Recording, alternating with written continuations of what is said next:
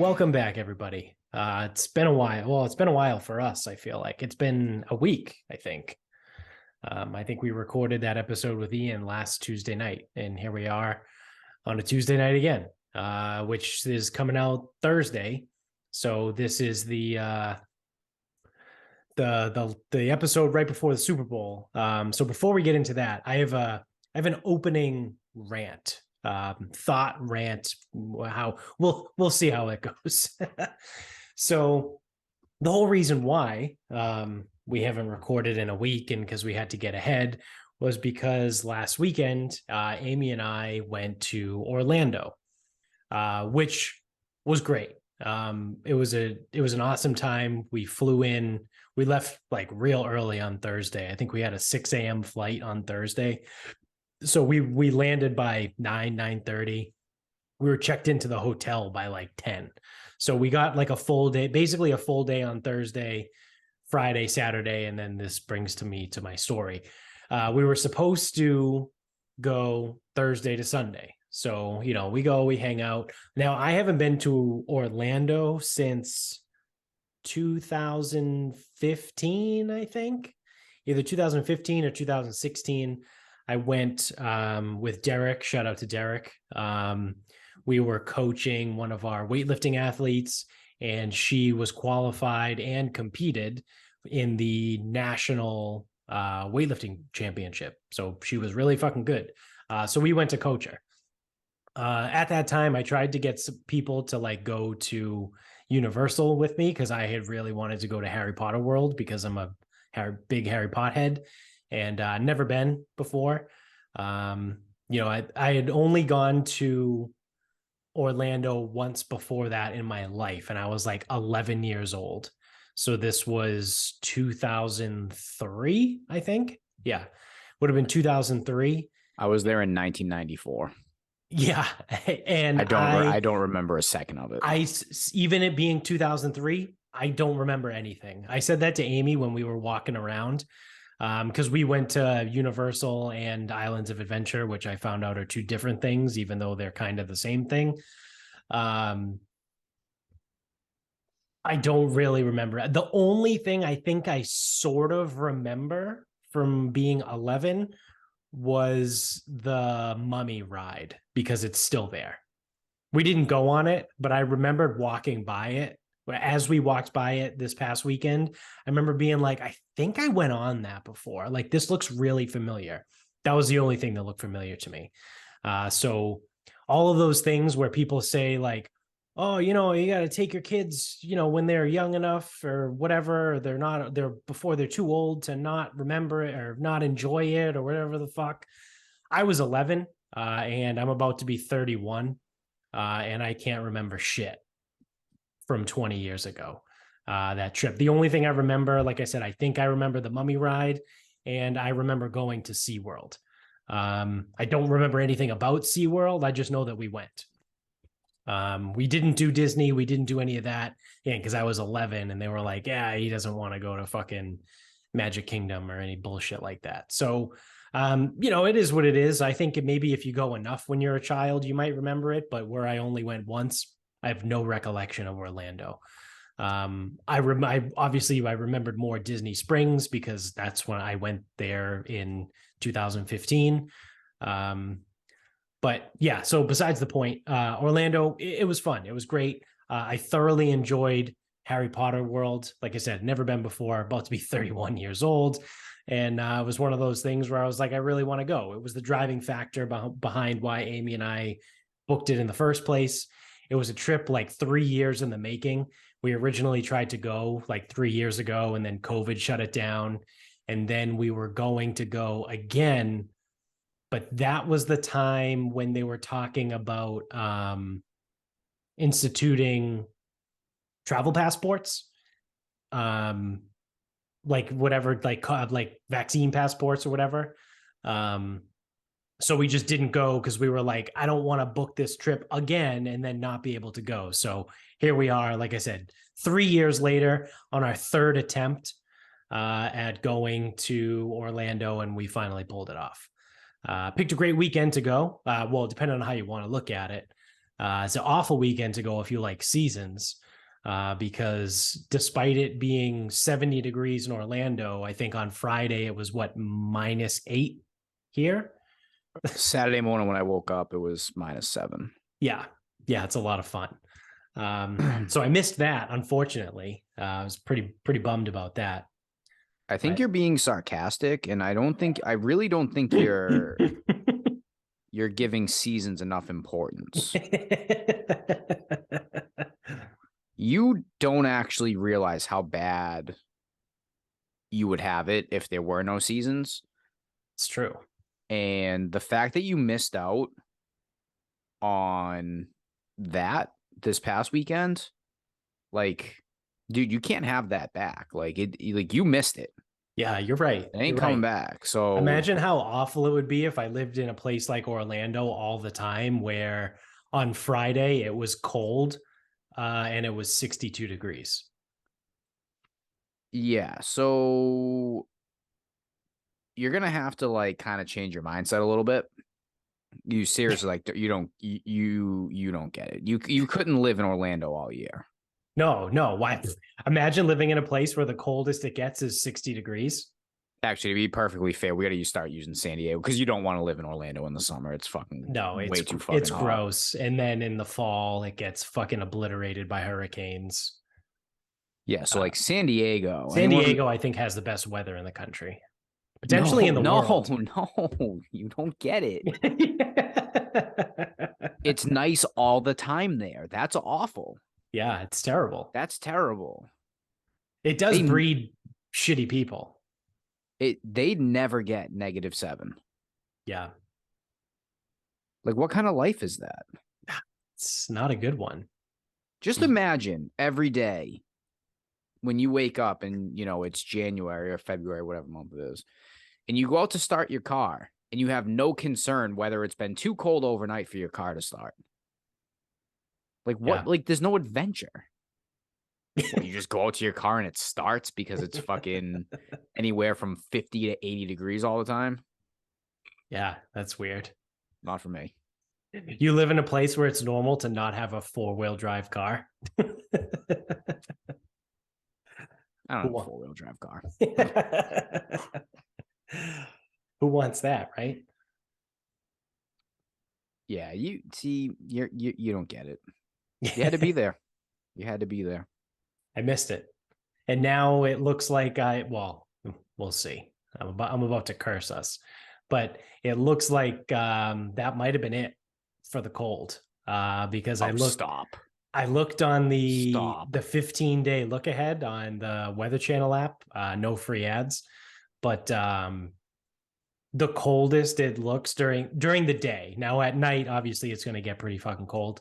But during the day, I think the coldest I saw was like 42 over the next 2 weeks. And then you figure after the next 2 weeks, like there's only 1 week left in February, and then it's March. March can still be cold, but like typically like the bitter cold that we've had in the past has come during the months of January and February. And all things considered, entire fucking state. Oh yeah, we're gonna get like 17 feet of snow in the month of March. Hey, thanks. Yeah, dickhead. You're welcome. Well, I mean, I spent all that money on a snowblower last year, so Oh, you gotta get your money's worth. Yeah, I gotta get my money's worth.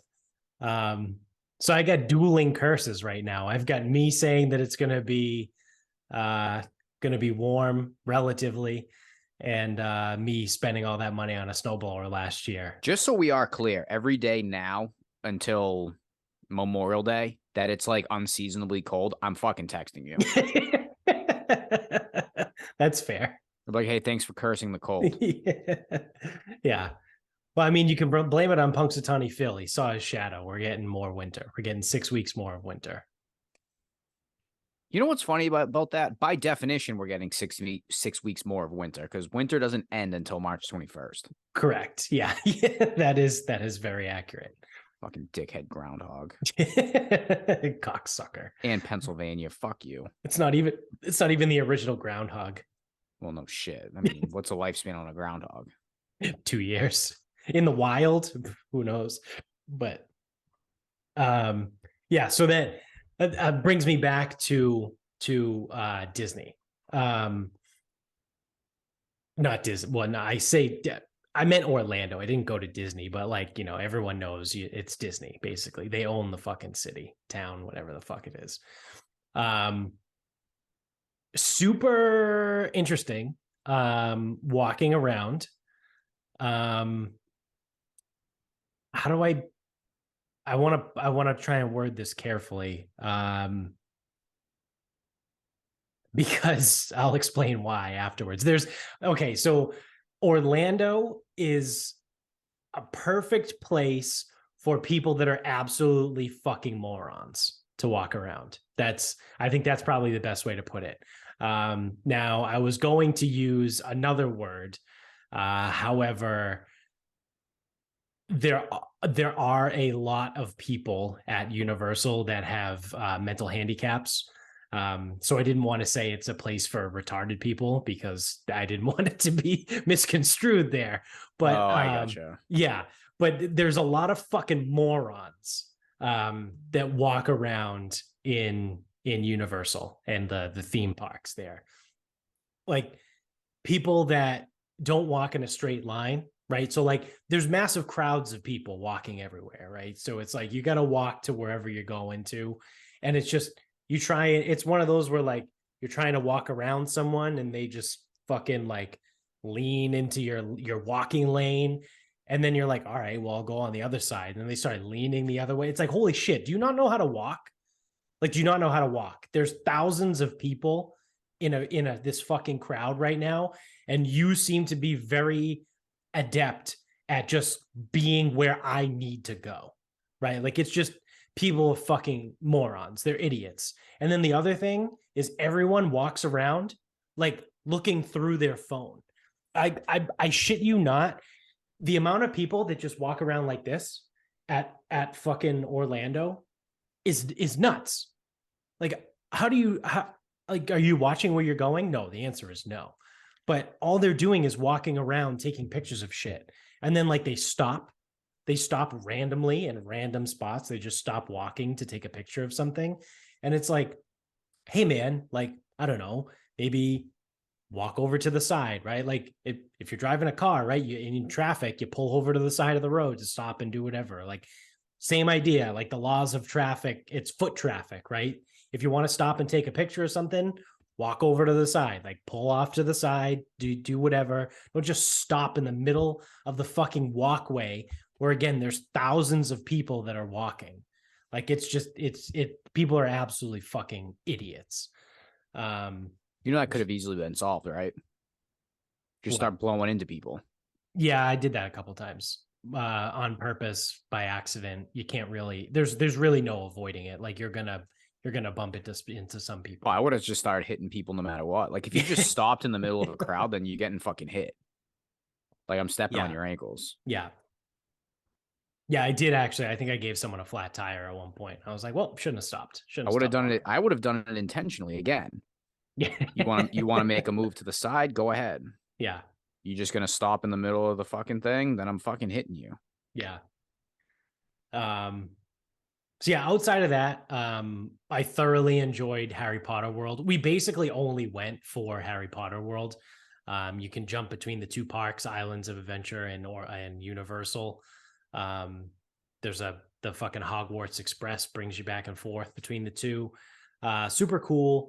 And the very interesting thing that I noted, that both Amy and I noticed as we were walking around, because we were there for a couple of days. So we walked in some other areas of the park, both parks, absolutely fucking dead.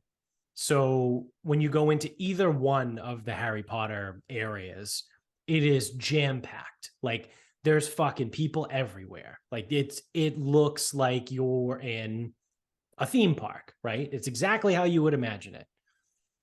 And if you go into Jurassic Park, right, the Jurassic Park world in Islands of Adventure, also pretty packed. Like there's people everywhere, people walking around. It looks like like a theme park. Outside of anything related to Harry Potter or Jurassic Park, that place is fucking dead. It was a ghost town. Like we were walking through again some of the other areas. Like they have a Simpsons world, absolutely dead, not a fucking soul there. They had like an old like I don't even know what you call it, like streets of New York, where it's like restaurants and like it looks like the Bronx like back in the day. You know, it looks like something out of the Bronx Tale. The way the streets are, not a fucking person there. Like they have some shit that from like New York, and then it's over by like the Mummy ride. Nothing. Like there was like a little tiny line at the Mummy ride, but there was no one else around anywhere. The only thing that had a line that wasn't in Harry Potter or Jurassic Park was the Minions ride.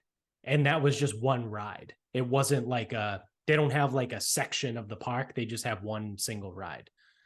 So interesting that it seems like, at least this weekend, that place was being propped up solely by Harry Potter and Jurassic Park. Should go back in 2 weeks. Well, yeah, once the school vacations roll around, like I'm sure everywhere is packed. But I just thought it was really interesting that there was not a fucking soul anywhere else in either of the parks except for those two spots. So that brings me to the fun events of Saturday. So we go again, we do our thing Thursday, Friday, all day Saturday, or at least the first half of the day on Saturday. We probably get back to the hotel, I don't know, maybe around like 12:30-ish, 1:00 on Saturday. We're just hanging out of the room. I'm watching the Pebble Beach Pro-Am. I think Amy ended up falling asleep. So, I happened to just look at my email maybe around 2:30. And I have an email from JetBlue that says your flight for tomorrow at 9 a.m. has been canceled. Like just flat out single email, your flight's canceled. And they were like, stand by, we'll send you another email about, some of the options from now on or whatever.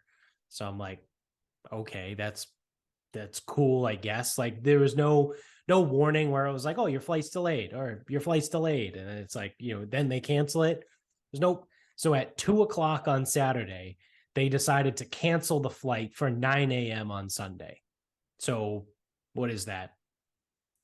17 hours before the flight was supposed to happen. So I read the email. They said, just hang tight. So I was like, all right, whatever. So I waited like another 20 minutes and I was like, all right, well, I still don't have another email yet. So I went on my JetBlue app to look at flights for Sunday. And there were a couple nonstops left. I think one of them was at like 7. One of them was at like 10:45. And then another one was at like 8 p.m. So I was like, all right, well, we got to figure this shit out here. So what do we like? I got to get one of these flights. So I called JetBlue and I waited on hold for probably about at least 20 minutes. And in that time, I would occasionally go back into the app and like refresh and see what was available. And the flights started disappearing. First, the 10:45 one disappeared. And I was like, oh, fuck. All right, well, we're going to have to fly out at like 7:20, which, it's obviously not ideal. Have to wake up at like fucking 5 a.m. and take an Uber to the airport. But, it is what it is. I mean, we got up at 3:30 to get to the airport in Boston to leave on Thursday. Like, it's fine, whatever. So as I'm sitting on there, I finally get the guy on the phone and I'm like, yeah, so, I just got an email. Our flights are canceled. So, I'd like to, rebook new flights. And the guy goes, I don't know. It says here that your flights haven't been canceled. It says that your flight is still on your itinerary. And I was like, okay, then why did I get an email 45 minutes ago that said my flight's canceled for tomorrow and it's no longer on my app? And he goes, hold on, let me double check something. So he comes back in like 2 minutes and goes, yep, no, you were right. I can definitely confirm your flight was canceled. And I was like, yeah, I know. That's why I'm calling. Right. Like I'm not calling just to see how your fucking Saturday's going in India or wherever the fuck you are. My flight's canceled. I need a new one. So he's like, all right, so let's see what we got. So he goes and I go, I think there's a 7:20 flight tomorrow. I've already looked at and I tell him I've already looked at these flights for tomorrow. There's one at 7:20. Can you get us on that one? And he's like, I don't have any seats left for that flight. That flight's booked. And I was like, all right, cool. So what else you got? And he's like, well, I got one. I think it was at 9:45, but it was a flight to JFK or LaGuardia, and then there was like a 4-hour layover, and then it flew into Boston. And I was like, no, I could literally rent a car and drive it to Boston in the same amount of time and get there sooner, because it's like what 45 to an hour to fly from New York to Boston, and it's 4 hours to drive. Like in the time of my layover, like I could already be in Boston. So I was like, I'm not doing that. So the guy's like, all right, let me see what else we got. He's like, oh, I got this other one. And, they all have layovers now. And I'm like, fuck. So I got the guy on speakerphone and Amy goes, just see what they have tonight. Like, can we just fly home tonight? And I was like, all right, what do you guys got for tonight? And he's like, there's I think it was like a 6:40 flight. And it flew into DC, Ronald Reagan Airport in DC. And then there was a 45-minute layover. And then the second leg took off at 10:30 from DC, and it landed in Boston at I don't know, midnight or whatever the fuck. Like, I don't know I forget how long the flight was. It's like an hour to fly from DC to Boston. So we were supposed to originally land in DC at 9:20, and then we would, or maybe it was sooner than that. Maybe it was 10:15. I don't know. It doesn't matter. So I'm like, all right, yeah, let's just do that. Right. Cause now, I'm looking at the clock and it's almost 3:00. So I'm like, well, for a 6:40 flight, I got to get my galoshes on and I got to start packing everything up and get ready to go so that we can get to the airport. Which thank God we did, because when we got to the airport, it was fucking packed. Which I kind of figured that on a Saturday night or Saturday afternoon, there's going to be a lot of people leaving to go home, like those Saturday to Saturday vacations or whatever.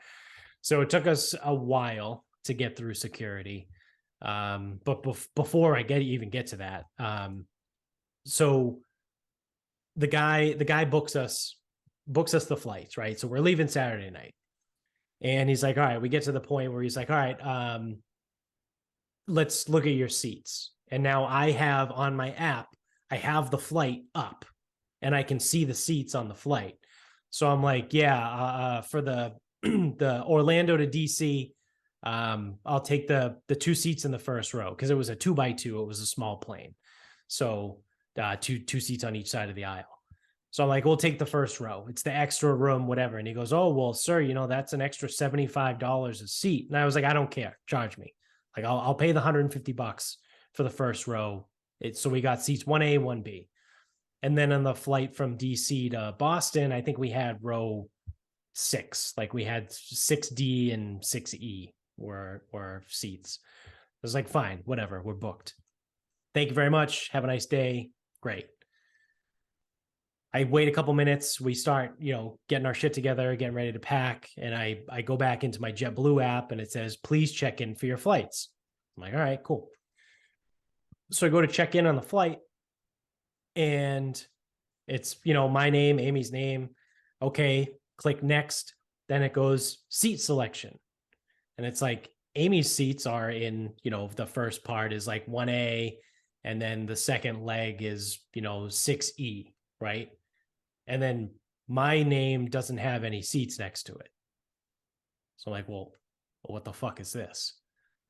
It's like, why can't I? And then I go to like, you click on the change seats button.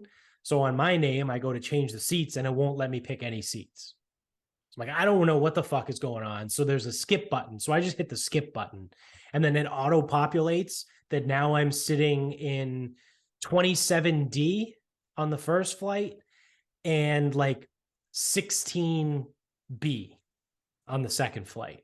I'm like, that's not what's going to happen. Like, this is fucking ridiculous. I paid for the fucking more space for the first flight. Now I'm like in the back of the plane. This is not happening. We'll go a little bit early so I can talk to someone and get this shit figured out. So again, it takes us a while to get through security. We're still pretty early though.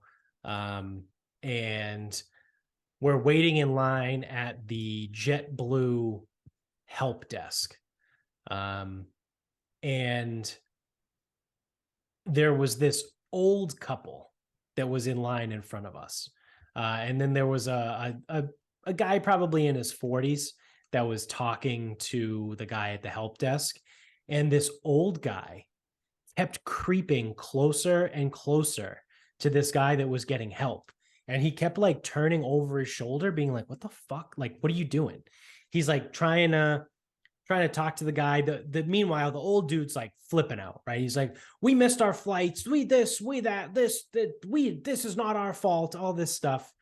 And so finally, the guy that was getting help got so fucking pissed off. He was like, you know what? Just forget it. I don't care. And he turned around and looked at the old guy and goes, you know what, sir? I hope you get the help that you need because I don't know what to tell you. And then just walks away. Like he, like, you know what I mean? He just kept getting closer to the desk and like started walking around the side of the desk. Like, dude, like this guy's clearly not done getting help. Like, you getting closer and like walking around isn't going to change anything other than piss this guy off. So he leaves. The old guy is there and he's like, we missed our flight. We were standing right at the gate. It's not our fault. The guy's like, okay, like the JetBlue help guy is like, okay, like what's the deal? And he's like, we were at gate 32 and we thought they were calling at gate 33 and we couldn't understand the accent of whoever it was that was talking. So we were standing right there and we couldn't get on our plane. They were paging us, but we didn't even hear them page us. And I'm like, before I go any further, you want to guess, what nationality these people are? White. They're white. Yeah. They're old white people. And I forget where they were flying into, but I think Albany maybe or something like that. Because the guy was like, the help guy was like, I'm sorry, sir. Like, I don't have any other flights into Albany tonight. That's my only flight. So the guy's like flipping out. And while he's doing his whole thing, like, I can't understand any of these people doing the whole fucking white racist fucking bullshit. Another woman like comes out of the back and like comes over to me and Amy and is like, what can I do for you guys? Like, what's going on? And I explained to her the situation about my seats. And she's like, oh, they can handle that for you right at the gate. You don't need us here. You just go to the gate. They'll change everything for you. So I'm like, all right, cool, whatever. So I don't know what ended up happening with the old racist white guy. But he fucking sucked. I don't think they flew to Albany that night. Yeah, I'm pretty sure they didn't fly to Albany because there were no other flights to Albany. So we go over to the gate and I want to give a shout out to this guy, Steven. Don't know who he is, but he was working at gate C230 at the Orlando airport, and he works for JetBlue. So I walk up to the gate and I explain the situation. Now, in the meantime, I got a notification that my seats had changed again, that now I was sitting in like 1F and like 7A. So now on the second flight, I was in the seat right behind Amy, and I was still in the first row, but I was on the other end of the first row. So I go up to the guy, this guy, Steven, and I explain my situation to him. And he goes, oh, I knew I had a feeling you were going to come and talk to me. He goes, I didn't understand anything about your reservation. And I was like, all right, like, so what can we do? And he was like, I actually went in and changed your seats for you because I noticed that the person in your party was sitting in the first row. And for some reason, you were in the 27th row. And I was like, yeah, I paid for the extra space in the first row for both of us. And when I went to check in for the flight, like it just kicked me out. I don't know what's going on. And he's like, okay, so I'll just fix it for you. So he put me back in the first row. Me and Amy sat next to each other. No big deal, whatever. So then I was like, do you have any like, you know, any control over the flight from DC?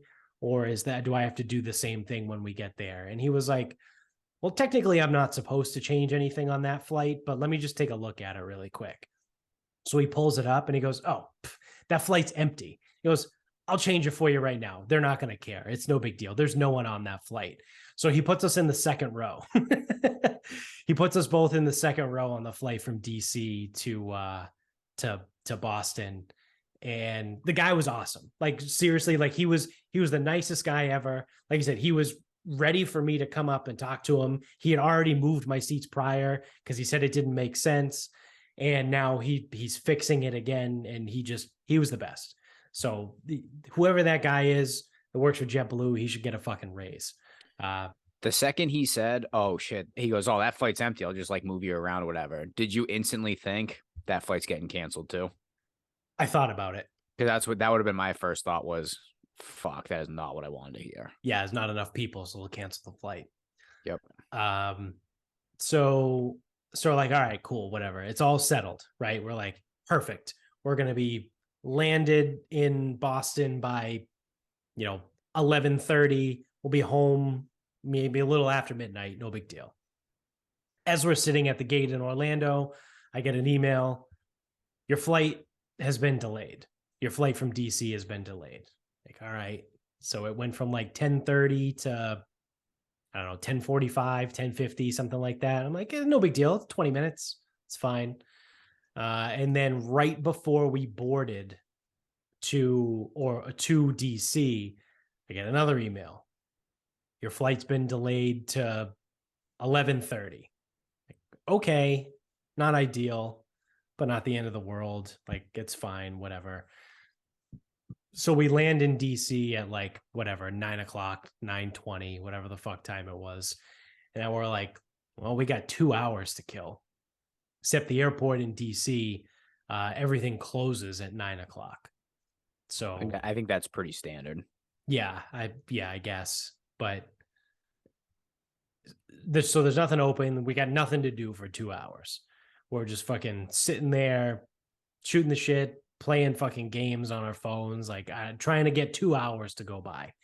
And then, in the meantime, the flight from Orlando to DC, there was a 2-year-old sitting right behind us that was screaming bloody murder the entire time. Which, whatever, like I'm pretty good at ignoring shit. Like it didn't really bother me, but it was pissing Amy off pretty bad. So that obviously wasn't ideal.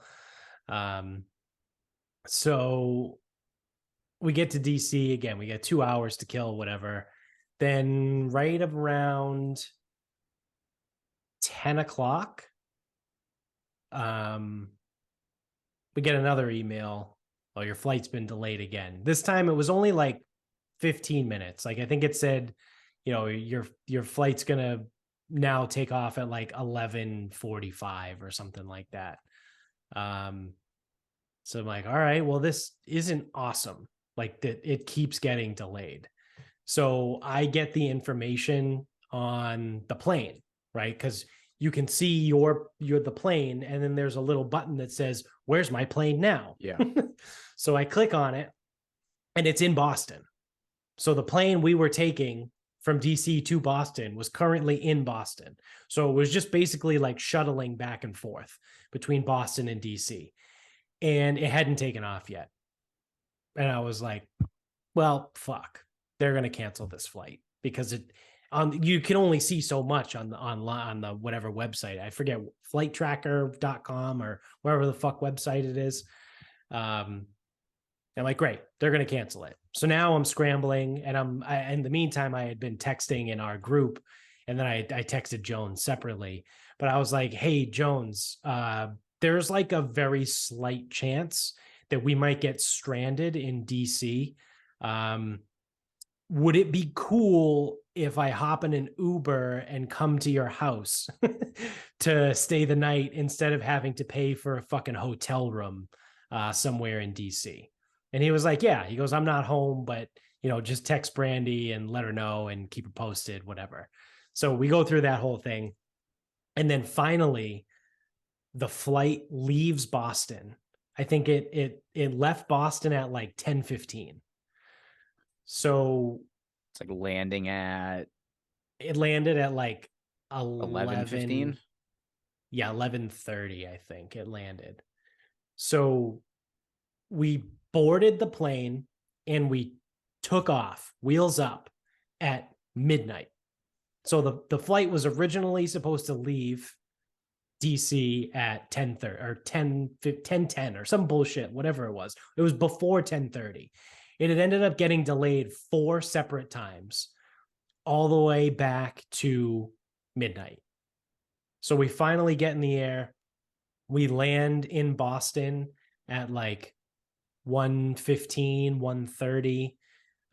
We walk through the terminal, get to my truck in the garage, pay for the parking.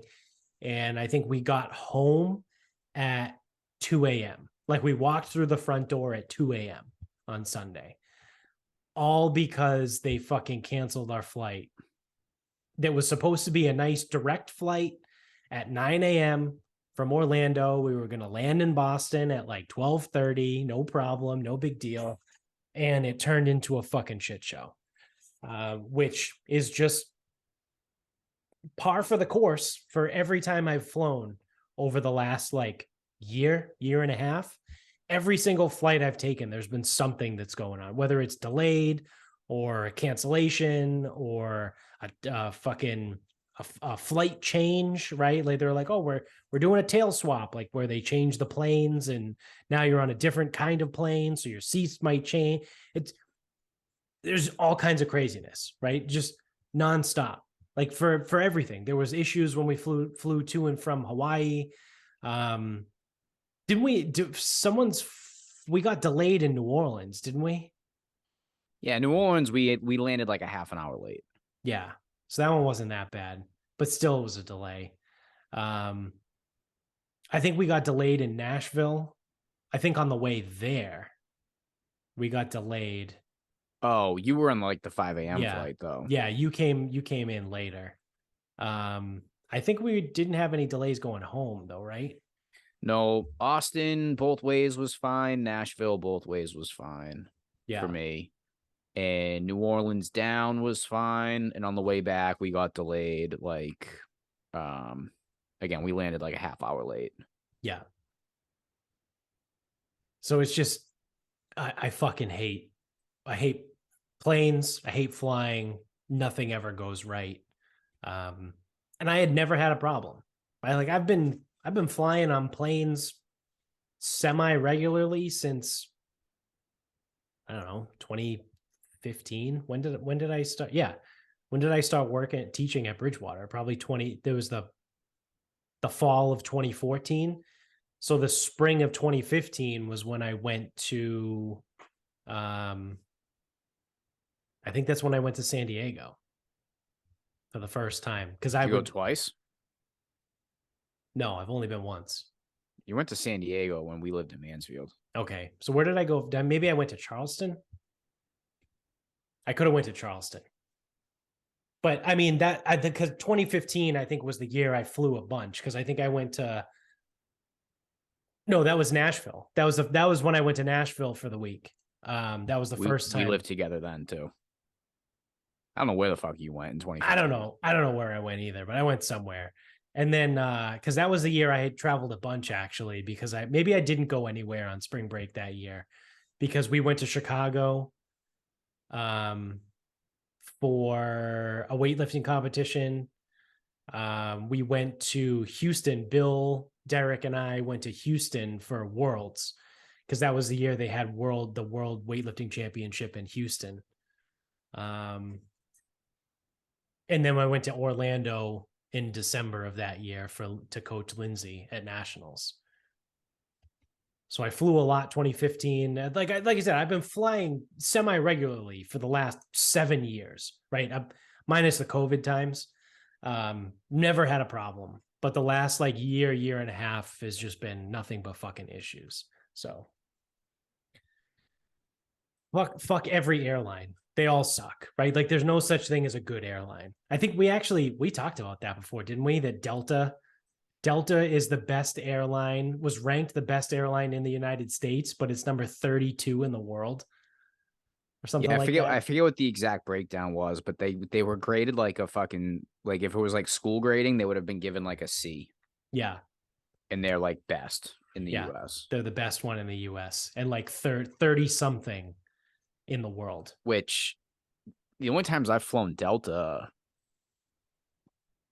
when we went to Nashville for the football game, yep, we had a delay at JFK. Yep. Which I've been delayed every time I've gone to JFK. Yeah. Yeah, delay at JFK, down. I think coming back was fine, Atlanta. And then this year, New Orleans, home was Delta, and that got delayed. Yeah.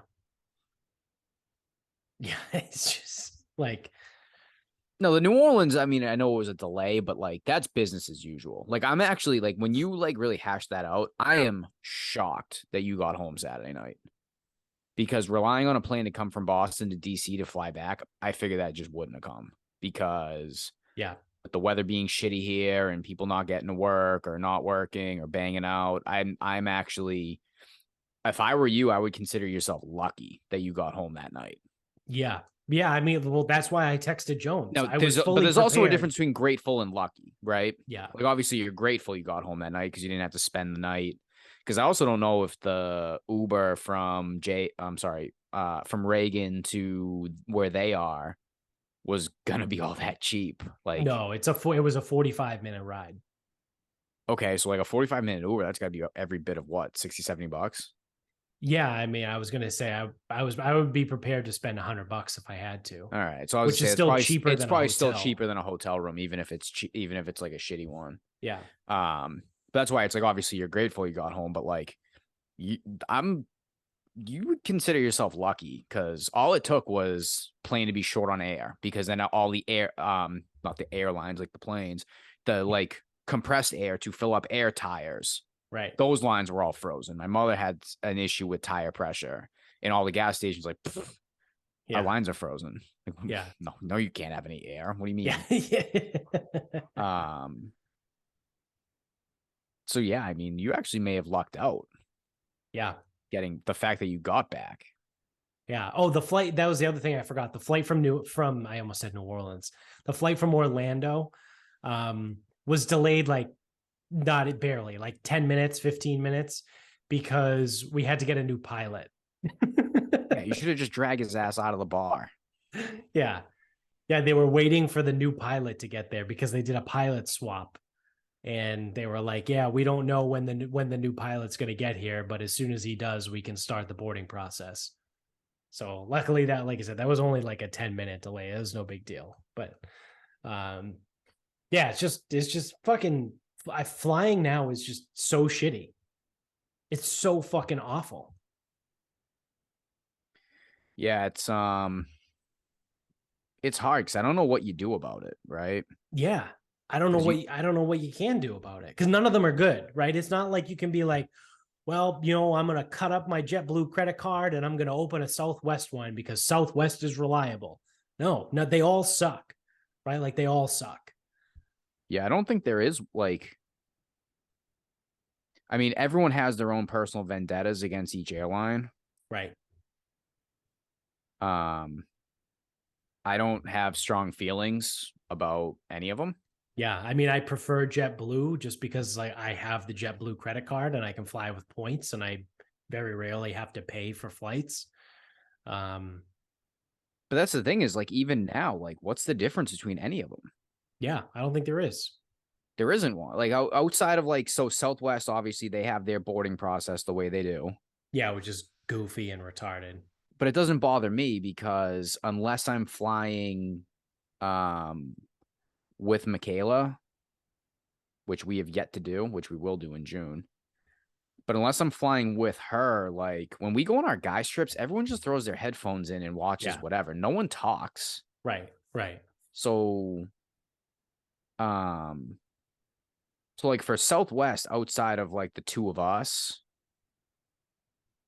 I don't really care. Yeah. Um but yeah, I mean like American, I think where did I fly American? Oh, Charlotte. Yeah. So I flew American in and out of Charlotte, and it was like no screens on the seats. It's like cool. Yeah. But that's not their fault. I should have fucking paid attention to what the fucking deal is. Right. Right. But I just figured with like JetBlue and Delta, they just give you entertainment. And like Southwest doesn't give you entertainment either, but I knew that. Right. So yeah, like I don't even know. Like, and like United isn't big around us. No. I don't know if that's any better. Then you've got low cost operators where it's like the big boys can't even figure this out. What the fuck is a low cost operator going to do? Yeah, you're gonna fly Spirit, Frontier. Although, I mean, you know what? Or Breeze. Yeah, Breeze. If there's something to be said about they will get up in the air, I guess Southwest has that reputation, but then they had that shit show right around Christmas. Yeah, where they canceled like thousands of flights. They canceled everything. Yeah. Because someone said, like, oh, Southwest, they'll fly through a hurricane. They don't give a shit. And it's like, well, I like that. Yeah. That's some level of reliability until they canceled fucking everything. Right. Right. So yeah, I don't know what you do. It's one of those things like you're at their mercy, but like I feel like they go unchecked too. Yeah. I just saw today, like a random, I think it was on Twitter. Some politician, some congressman from, I don't know, Kentucky or wherever the fuck, proposed legislation to the House that would actually hold the airlines accountable monetarily. So it would basically guarantee that, like, if they canceled your flight within a certain window of when maybe it's 24 hours or maybe it's 36. Oh, who knows? I forget. I didn't actually read the article. I only saw the headline. And then saw what people were commenting was it would then guarantee the airline would have to pay you. Also, if they overbooked too, that was what it was. If airlines overbook, and you lose your seat, which is fucking wild that's just like allowed, and it's that shouldn't be allowed. It's been taken until now for a congressman to step in and even propose the bill to be like, hey, we should make it so the airlines aren't allowed to do this. There's a lot of things the airlines do that they shouldn't be allowed to do. And I think they need a little bit more transparency too. So it's like, if a flight's not booking up and it's not worth their like effort to fly the plane, like you need to fucking figure that out. Like over, I don't know, 60 days, 90 days. Like, yeah, like within 90 days, if that flight's happening, it needs to fucking happen. Right. There has to be some level of like, there has to be some sort of like you said, transparency, even if it's transparency two and weeks. Accountability. Like even if you want to give them 14 days, right? Like if a flight is at, I don't know, whatever the algorithm is, like say a flight needs to be at 65% capacity in order for the airline to actually make money off of it or to not take a loss, to break even, like 14 days before that flight. If that flight is at 58% capacity, you need to send an email to every single passenger on that flight and say, currently our flight is at 58% capacity. If we do not reach 65%, we will cancel this flight.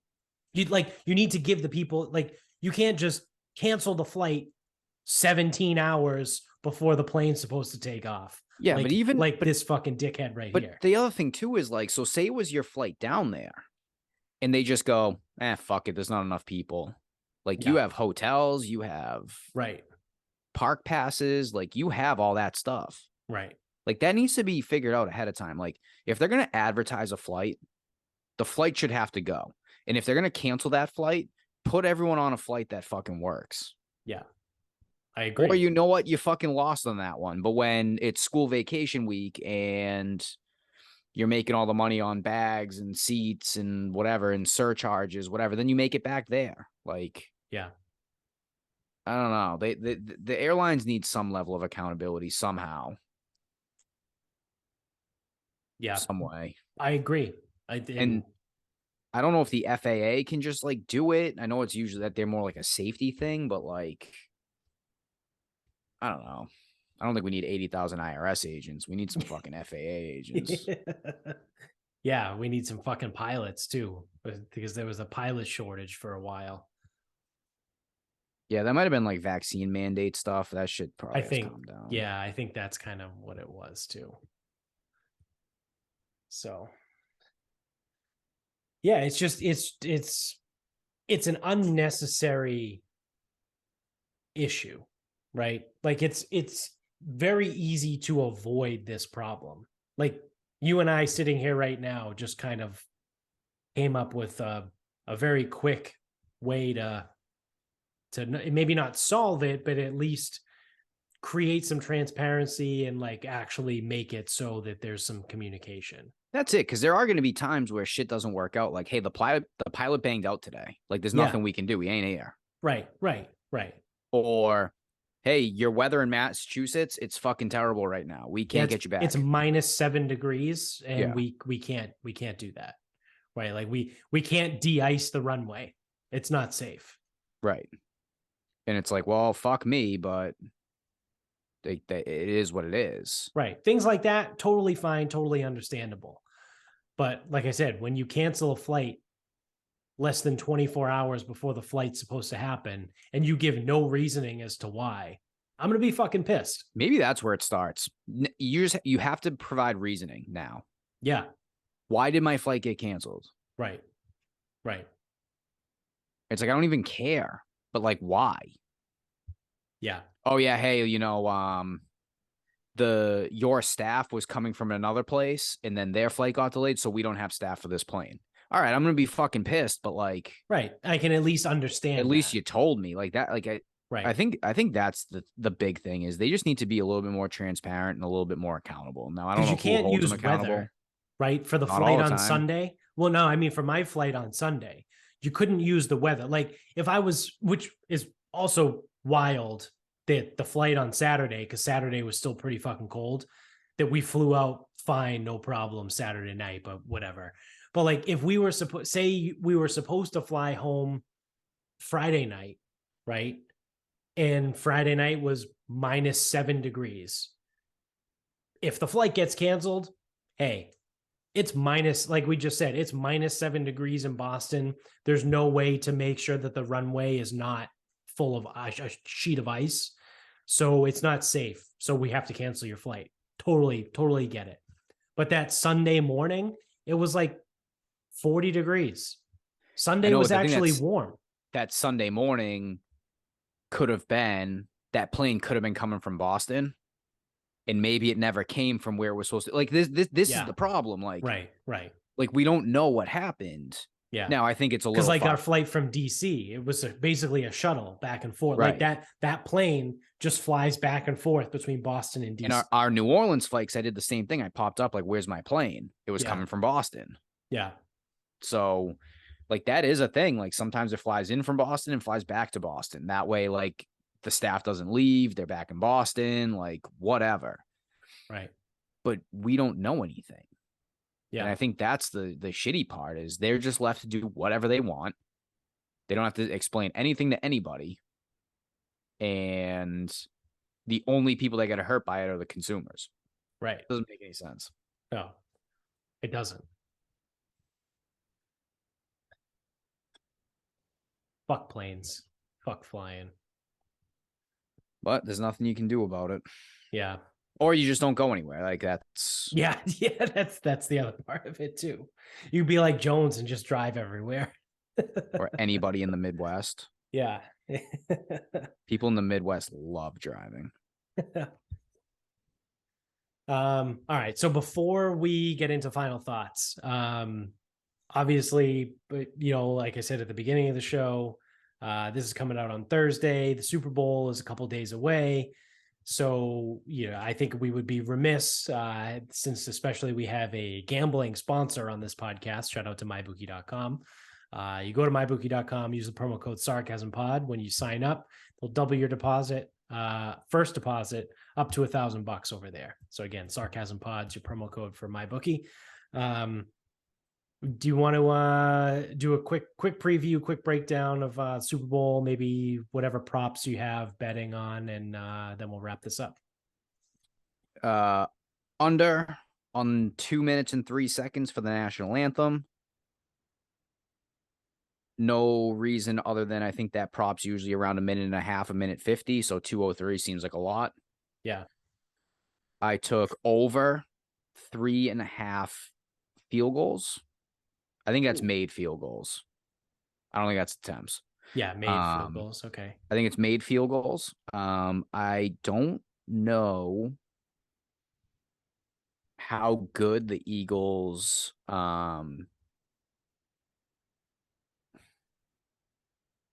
red zone offense is. I think it's good enough. But this is the Super Bowl, so defenses usually kind of like step up in those areas. And Philly has the number one pass or the number one secondary. So Mahomes is going to get his yards. Kelsey's going to get his catches. But when it really tightens down like that, I don't know if whatever. So I took the field goal prop. Right. I laid the juice on first kickoff to be a touchback. I feel left out every year when I don't have like 3 or 4 bets that have already been settled by that time. So I took that. Was that 3? Field goals. Field goals. Field goals, the anthem. And the coin toss. And the touchback. Oh, the touchback. I didn't take the coin toss because I don't know if Barstool had it. Did you see it? No. Okay. Yeah, I don't know if they have it. I feel like I had another prop.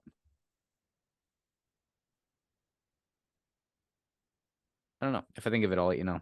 Yeah. All right. So I was very, very close to having a cigar game. Early in the season, I would say midway through the season, I took a futures bet on the Eagles to win the Super Bowl at 8-1.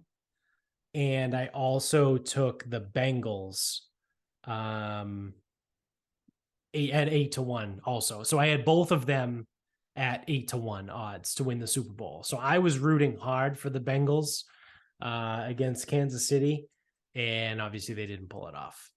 So I like I said, I came really close to a cigar game. But I have that futures bet of the Eagles to win the Super Bowl 8-1. So I hedged it with a parlay of the Chiefs money line and the over 49.5. So I got plus 270 odds there. So, I like I said, I just hedged a little bit on my my Eagles future there. With that being said, the Chiefs will win and the game will go on. Yeah, Chiefs will win in the under. Yeah, and I'll lose both. Yeah, you lose both ways. Yeah, for sure. Without a doubt. It's guaranteed now. So be warned there. I also took the national anthem under 203. I actually got it at plus 140 odds, which I thought was pretty good.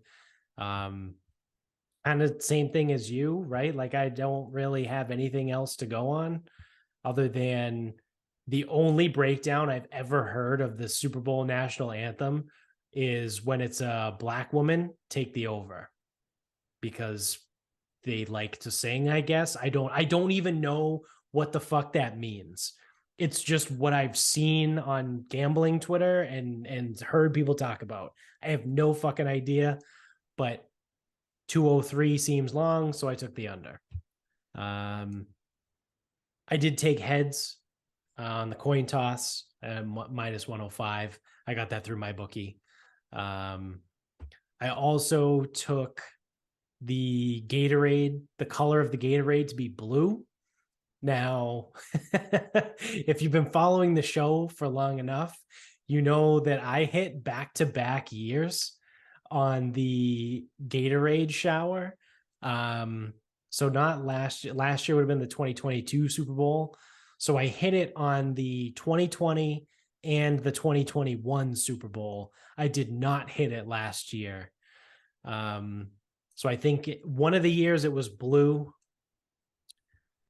The 2020 Super Bowl was not the Patriots, right? They won in the 2019 season. The 2019 season, yeah. That was Chiefs over Niners. Okay, so I think that one was orange, and I hit it, and then the following year was Bucks over Chiefs. Yeah, so I think that was blue, and I hit blue. Because I remember I hit orange and blue were the two ones that I hit. And I think I went with, I forget, maybe I went with purple last year, and it didn't hit. So I went with blue again this year. I don't know, just a random thing. So typically when I look at it, I never bet the favorite, right? Whatever it is. So whatever has the shortest odds, I'm not betting it. I'm not betting whatever has the longest odds. So by you take out the favorite, you take out the biggest dog, you're only left with like 3 or 4 colors at that point. So realistically, you have like probably anywhere between a 25 and a 33% chance of hitting it. And I just got lucky that I hit it 2 years in a row and I missed it last year. So I don't know. We'll see. We'll see if blue hits. Interestingly enough, so I took this on my bookie. So on my bookie, blue was plus 300, and I checked it on the Barstool Sportsbook, and it was like plus 180. It was the favorite. So I was like, oh, that's interesting. But I don't know. That's one of those really subjective ones where the lines change depending on what the money comes in at. So, I mean, we'll see. You got CLV on the Gatorade color. Yeah. And then my other ones that I have are Kenneth Gainwell, anytime touchdown, plus 275. And then Noah Gray, anytime touchdown, who's the backup tight end for Kansas City, plus 750. Because Kansas City has no fucking wide receivers. And I think Noah Gray, I think he's got like 4 or 5 touchdowns on the year, something like that. So, you know, they're going to target Kelsey. They're going to probably target, this is Philly. They're going to cover Kelsey. They're going to cover Marquez Valdez-Scantling. So why not Noah Gray? Who cares? It's an anytime touchdown plus 750. And then my last one was Super Bowl MVP. I took Hassan Reddick, 320 to 1. 320 to 1? Yeah. Not 32 to 1? I'm looking at it at 32 with 3 zeros. So that's plus 3-2. Wait, wow. 320 to 1? Yeah, 320 to 1. Really? Yeah. I'm going to look at what that is now. Nope. Sorry. That was a typo. Typo on my end. It is 32 to 1. Okay. I need to fix that on my Action Network. So I was just because I track them all in Action Network. That was a typo on my end. Yeah, so it was 32 to 1. I was say 300 to 1. Because I saw someone posted, it might have been Ian, posted that the Chiefs right tackle was like graded as one of the worst right tackles in the league this season. and Hassan Reddick is going to be lined up over him. And Hassan Reddick has been an absolute fucking nightmare in the playoffs so far. So I was like, yeah, sure. I'll throw $5 on a 32-1 for, whatever is that, to win $160. If I bet 5 to win 160, why not?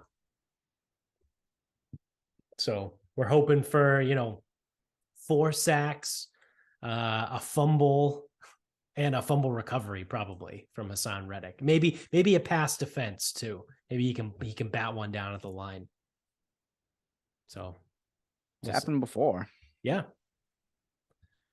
Yeah, didn't Strahan do that in one of the Super Bowls? Didn't he absolutely fucking annihilate Brady? No, because Eli Manning won both MVPs. Oh.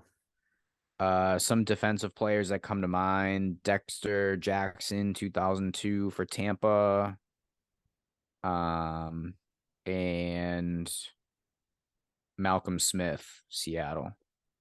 Oh yeah. All right. So who do you think wins the game? Just flat out wins the game. Eagles. Yeah, I do too. I think the Eagles probably pull it off. I think they're the more complete team. So it'll be fun. I think it goes over. I think I think it goes over like significantly, right? Like I wouldn't be surprised if both teams score in the 30s and maybe one of them pulls off a 40. You know what I mean? Like I think it's going to be a high scoring game. Part of me wants to take under 45 alternate. Yeah. Yeah. Because that's the teaser line. Yeah. I might do it.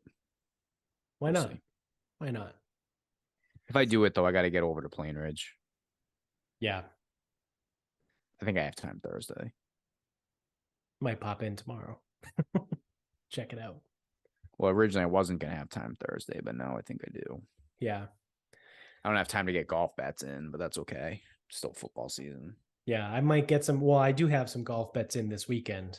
I only because my bookie, mybookie.com, they're friends of the show, but they're edging towards my shit list. When I found out from the Drinking Bros podcast, who share them as sponsors, said that they are no longer offering top 5, 10s, and 20s in golf because people were hitting them too often and they were losing money. So I only have winners this week, outrights, but I took Morikawa, Scheffler, Finau, and Homa as winners for this week. I also don't know what to do with these elevated events. I only want to talk about this for a second. I don't know what to do with these elevated events, though, because you can't differentiate these guys anymore. Like, they're all good. Right. And it's like you can go to it and be like, oh, well, strokes gained approach and driving accuracy. Dude, like 18 of the top 20 in the world are playing. They're all fucking good. Yeah. So, yeah. I don't know. This week and next are going to be tough because next week's Riv, and that's an elevated event too. So, yeah, the Genesis.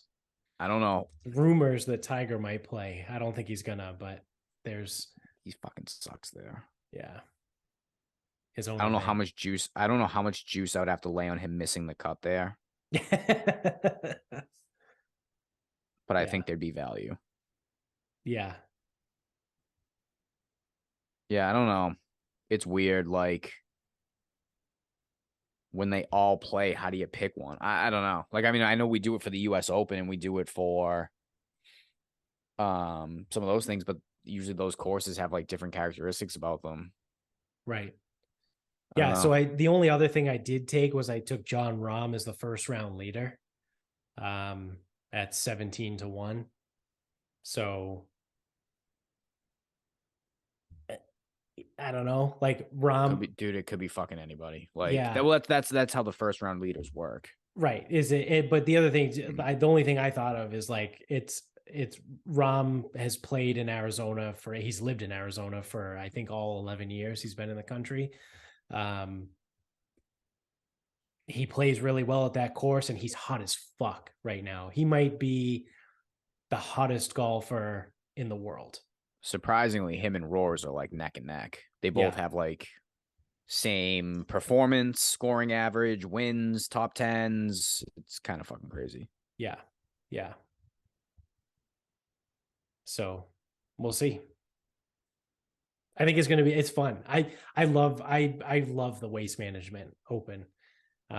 It's one of my favorite events, and I see everyone talk about it, and I see it on Twitter all the time. People say like, is this the best non-major event of the year?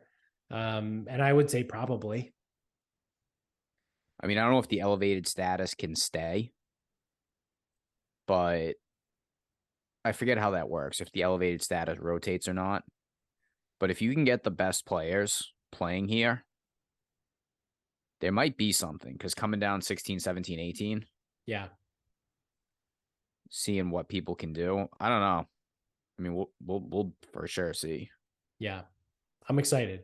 Like I said, I I know think someone was it's going. my, oh, really? Yeah. Fuck.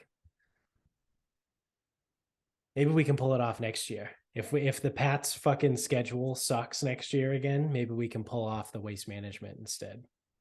Yeah, I'll take a look at it. Yeah. I know we had the conversation about this year and then quickly realized that it wasn't going to happen because it's Super Bowl weekend and that's Right. just a fucking disaster. But it's definitely something that I would enjoy going to at some point. But You know what? You know what's funny? I actually think it's gonna be a lot. I think it's a lot shittier in person to go to. Well, first of all, I think you need to get 2 days worth of tickets, yeah, because if you want to go to 16, you have to waste a day. right. Um, I actually don't know how good it is. It's probably a do it once thing. Kentucky Right. Derby, Yeah, yeah. It's Mardi probably one of Gras, those. like all of those things where it's like it's cool once. Yeah. Yeah. Yeah. Yeah. Whereas like the Masters would be cool every year. Yeah, exactly. Um, because that's the thing, is like you got to get over to 16. If you want to be on 16 for that, you got to get over to 16 first thing in the morning. You and fucking thousands of other people, Yeah. and once you're there, you can't leave, Right. and no one's coming by for another 2.5, 3 hours. So I don't know about that one.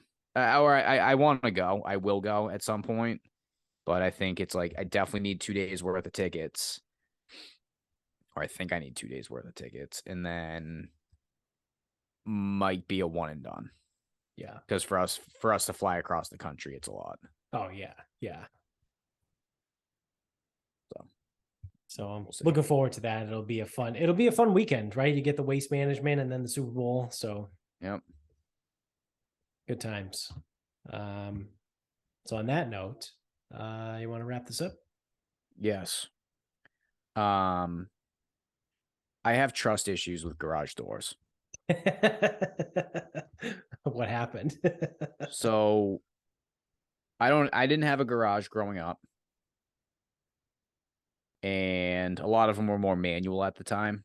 Yeah. So in our old building at work, we had a big garage door, like big door. I don't know how high it was, maybe 20 feet high, and it was fucking heavy. And there was no manual override for this thing. Like it either shut or it didn't. And if it didn't, there was almost nothing you could do about it. So, you close for the night and you don't know if the door is going to shut. So it's like I'd be running over there like an hour and a half before we closed for the night to make sure that the door actually closed. Right.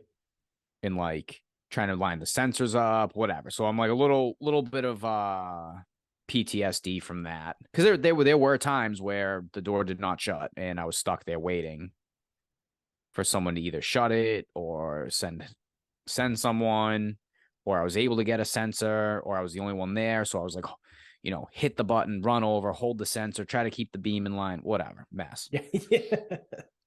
So the garage door at our place has not worked at least since I've been here. So we have a garage bay and the garage door has not worked. It would open up a little bit and it would close immediately. So Do you guys You have know, anything in the garage? Do you use it as no, storage? because the door didn't open. Yeah. Sick. So, kind of looked at it like I'm not putting anything out there because there's no way in to that garage if the door doesn't open. Oh, that's annoying. There's no like back door. Nope. That So there's seems no. like a safety issue. It seems like if at the very least a very very flawed Yeah. design. Yeah. So we're starting to accumulate a little bit more stuff, and frankly, we're running out of room to put everything. So we get the door fixed on Friday. So the guy comes by, he goes, all right. So he goes, I think the door just needs to be repaired a little bit or maintenanced.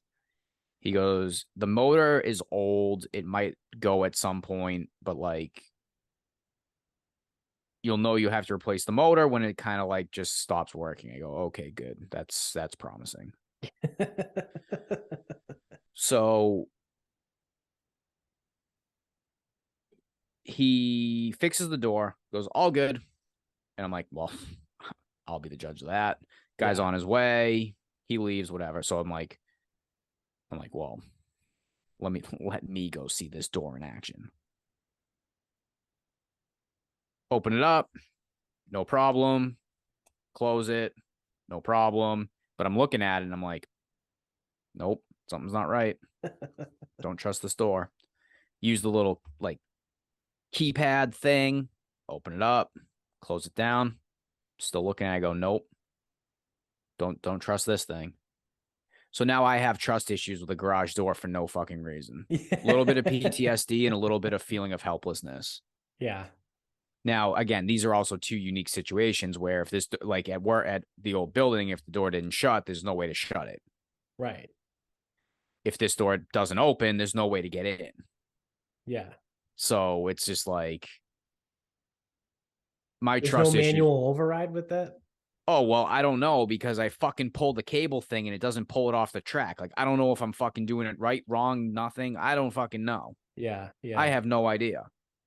Like, I'm pulling this fucking thing and it didn't pull it off the track. I don't know. Like, no clue. Yeah. So, guy said it's fixed, but now every time I go out there, I have to be like, I don't think it's gonna shut. Or Just I don't think it's gonna open. don't put anything important that you might need in there. No. And actually, if it doesn't shut, that's fine because I can go underneath and just pop it off the track. But if I go out there and it don't open, it's like fucking cunt. Yeah. Yeah.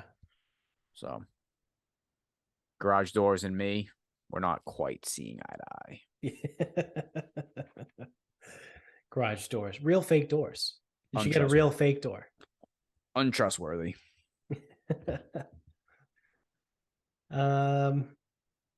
All right. So my final thought, I will jump to the Barstool Sportsbook, which is in Plain Ridge Casino. So we've both been there. Actually, since we last talked, I've been there successfully because I was there unsuccessfully last time we talked to Ian. Correct. Yeah, that's right. So I went in the next day also. I went in on Wednesday. I had never been in there before, ever. It was my first time in that casino, if you want to call it a casino. It is really fucking small. Like tiny. Like you can stand at the entrance and you can see the back wall. Like I was surprised at how tiny it was. And I mean the book itself, the current book is a temporary thing. It's just kiosks along the wall. And they do have a counter with like probably like three registers over there. But yeah, it's fine, right? I'm interested to see how this works when they open up the actual sports book, because there's a restaurant in there that's closed that they're doing construction on to turn it into the actual Barstool Sportsbook. And I just don't know how it's going to work. because it is very fucking small and very tight in there.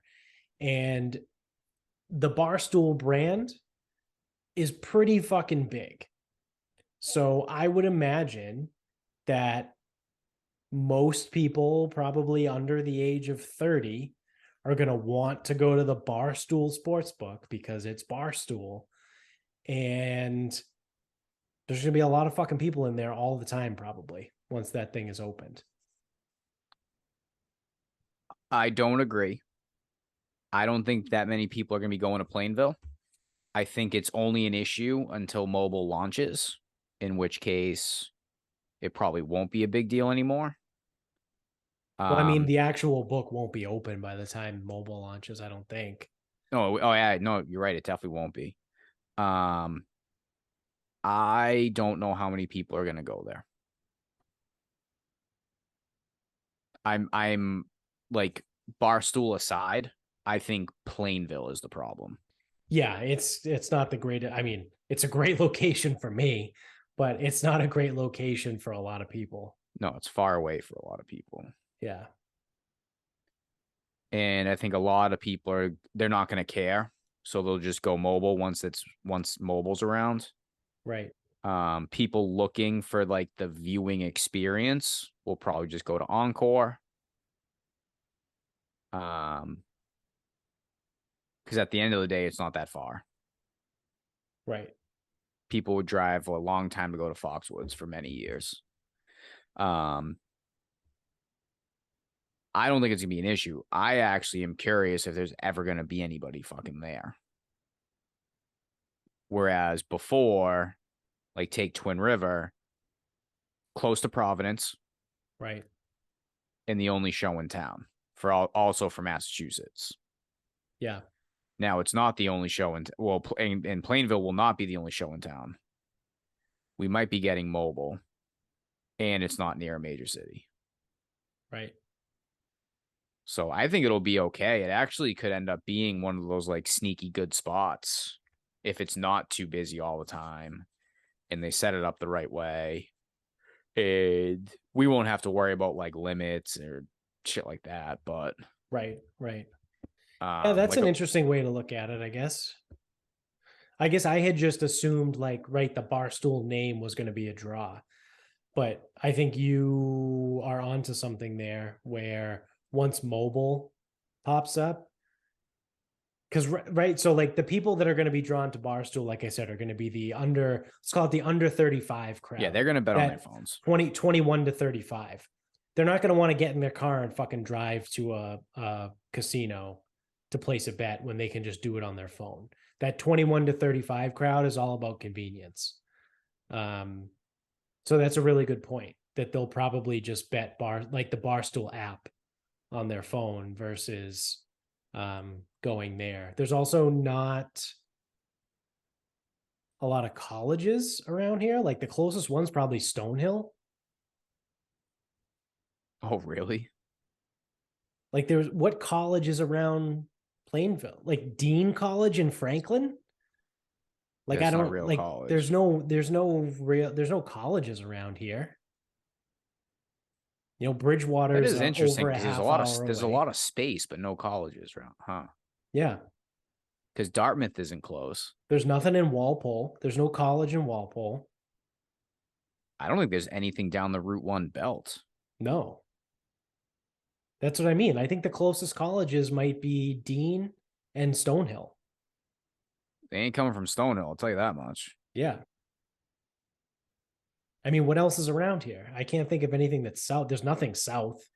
We have Seekonk and Somerset. Like you'd have to go all the way down to UMass Dartmouth.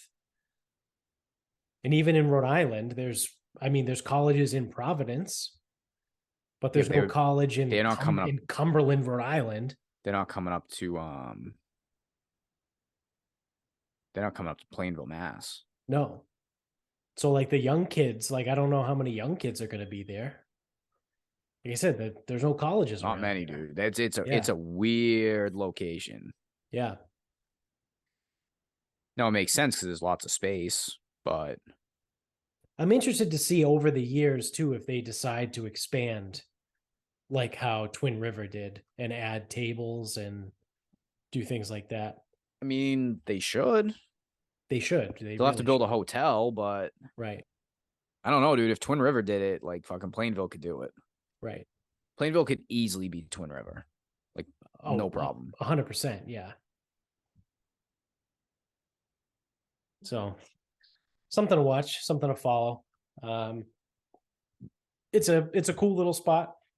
Like I said, it's only 10 minutes from my house, so I can literally go there and be back in less than an hour, including, the time to walk in, place the bets, walk back, drive back. Like I can do the entire shebang in less than an hour. So it's cool for me. So it's convenient for work for me. Yeah. What's it, 20 minutes? Yeah. But even then, it's only a half hour from my house. Yeah. So, all right. Well, that's going to do it for us. So thanks for watching. If you're on YouTube, don't forget to click subscribe, like, rate, review wherever you're listening. Thank you to grillyourassoff.com. Use the promo code SarcasmPod when you check out over there to get 15% off your entire order every single time you check out. You can get us on Instagram at Sarcasm Speaks Pod. We're on Twitter at Sarcasm_speaks. Facebook is Sarcasm Speaks. Go to the website, sarcasmspeaks.com. Go to the merch store, buy some merch. Check us out. Tell everybody you know about the show. And until next time.